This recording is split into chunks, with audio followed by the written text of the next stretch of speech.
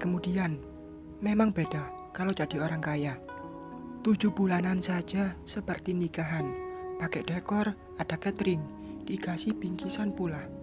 Aku tertawa kecil melihat Mimi yang melihat takjub acara 7 bulanan yang aku gelar. Dia sampai menggeleng-gelengkan kepala seraya berdecak kagum. Seperti yang sudah-sudah, Mimi datang, pasti dengan ibu. Mereka dijemput 1 hari sebelum acara 7 bulananku. Rah, kamu bosan tidak jadi orang kaya? Aku mengerutkan kening saat pertanyaan itu dia lontarkan. Tidak, Mi, kenapa nanya gitu, ujarku, seraya mengusap perut yang membuncit. Kalau kamu bosan, rencananya aku mau gantiin kamu. Nggak apa-apa bekasan, asal hidup enak. Tentu saja, Mimi aku hadiahi cubitan di lengan kanannya sambil melotot ke arah dia. Kamu doain aku mati, tanyaku tanpa melepaskan tangan darinya. Tidak, Rah, ampun. Aduh, ibu hamil bengal banget ya.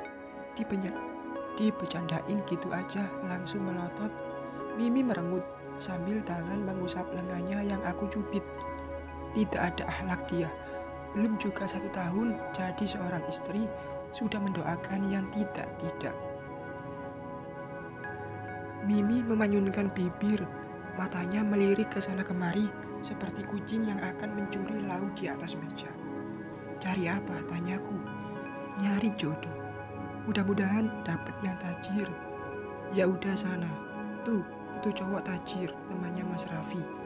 Dia punya usaha restoran. Buruan Ki, deketin.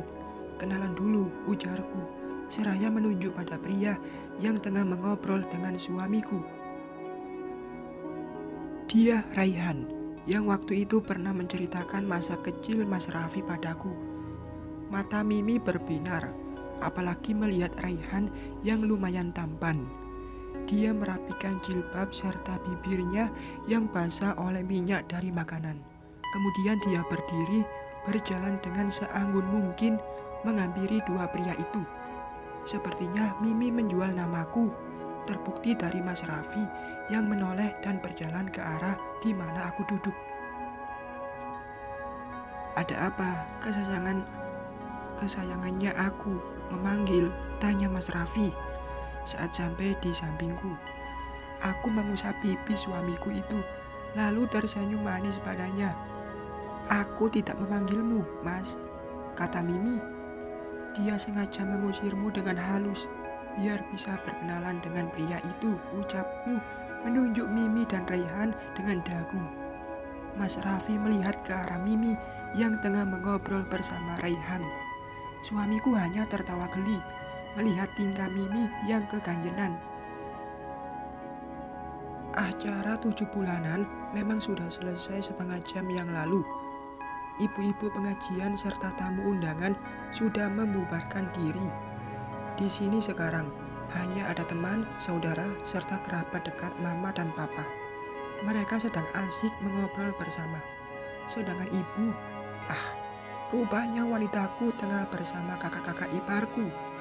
Mbak Cindy yang dulu sempat jahat dan memfitnah ibu, kini ia mengakrabkan diri setelah meminta maaf dan lapang dada. Ibu memaafkan iparku itu. Loh, kok manyun gitu, Mi? Tanyaku saat Mimi kembali. Aku dan Mas Raffi saling pandang melihat sahabatku yang menekuk wajahnya. Dahlah, aku lebih baik punya jodoh orang kampung daripada orang kota macam dia. Lebih indah jika aku punya mertua tukang sayur di pasar daripada punya mertua macam piranha kayak gitu. Serem, bikin makan hati, tutur Mimi seraya mengambil air minum dan menegaknya hingga tandas. Aku dan Mas Raffi terbahak mendengar penuturan Mimi. Sungguh dia sangat lucu dengan gaya bicara dan mimik wajah kesalnya. Aku dibuat terpingkal dengan tangan yang memegangi perut buncitnya. Emang apa yang ibunya Rai katakan padamu, Mi? Tanyaku, seraya mengatur nafas yang terengah. Dia bilang, "Dah, kamu tidak harus tahu, Rah. Nanti kamu malah sakit hati. Biarkan aku menanggung sakitku ini sendiri. Kamu jangan, lebih baik tertawa aja. Biar bayi dalam perutmu semakin aktif. Oke?" "Oke," kataku seraya menyandarkan kepala pada lengan suamiku. Semua sahabat dan kerabat Mama sudah pulang, termasuk Reyhan dan mamanya. Kini, aku dan Mas Raffi memilih untuk duduk di ruang televisi dengan semua orang rumah. Kita bercanda dan berbahagia membahas kelahiran anakku yang tinggal 2 bulan lagi. Dari acara 4 bulanan sampai acara 7 bulanan ini, aku masih penasaran sama jenis kelamin anakmu, Rah. Bocorin dong, rengek Mbak Kinarah.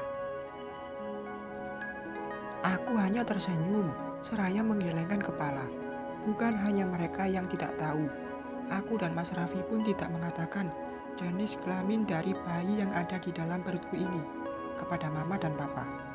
Kita sudah sepakat untuk merahasiakannya sampai hari lahir tiba. Aku ingin ini menjadi kejutan, dan yang tahu di sini ialah Mbak Kinanti yang tidak lain adalah dokter kandunganku. "Mbak Kinan gak mau kasih tahu kita," tanya Mbak Kinara lagi. Aduh, gimana ya? Masalahnya ini tentang kode etik. Kalau pasienku tidak mau aku bilang ke siapa-siapa, ya aku harus manut. Tapi satu hal yang harus kalian tahu, si Jabang bayi sehat di dalam perut mamanya. Udah itu aja, pungkas Mbak Kinanti. "Gini deh, aku lihat deh hasil USG-nya. Sini berikan," Mbak Nara memaksa. Jangan memaksakan kehendak. Doakan yang terbaik untuk ponakan kalian, tutur Mbak Kinanti lagi dengan telunjuk mengarah pada adiknya itu. Akhirnya, Mbak Kinara diam. Dia tidak lagi merengek karena penasaran dengan menekuk wajahnya. Ibu yang duduk di sampingku hanya tersenyum melihat tingkah ipar-iparku yang seperti anak kecil. Meskipun begitu, tapi mereka begitu sayang dan memperhatikanku. Setiap hari, kiriman dari mereka datang silih berganti, dari mulai makanan hingga barang yang sebenarnya Mas Raffi pun bisa membelikannya. Namun, karena menghargai rasa sayang mereka padaku, aku tidak pernah menolaknya, meskipun hanya 1 batang coklat sekalipun. Bersambung.